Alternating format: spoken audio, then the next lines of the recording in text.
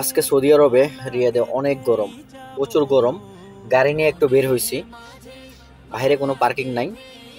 মানে গাড়িটা আমি জাস্ট 10টা মিনিট আমি রাখছি, পুরো গাড়ি আগুনের মতো গরম হয়ে গেছে। ফুল এসি চলতেছে, তারপরে ক্যাপচার করতেছে না।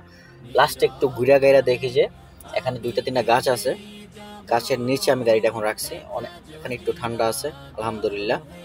তো এটাই বুঝলাম, গাছ জিনিসটা এমন, মানে ছায়া। মানে গাছ বলতে হচ্ছে ঠান্ডা, শীতল ছায়া যেটাকে বলে, যেটা আমাদের বাংলাদেশে পাওয়া যায়, কিন্তু এই বিদেশে বাইরে খুবই কম পাওয়া যায় এসব। এই যে 2টা গাছ, আর এদিকে একটা। এখানে কোনো রোদ লাগতেছে না গাছের কারণে।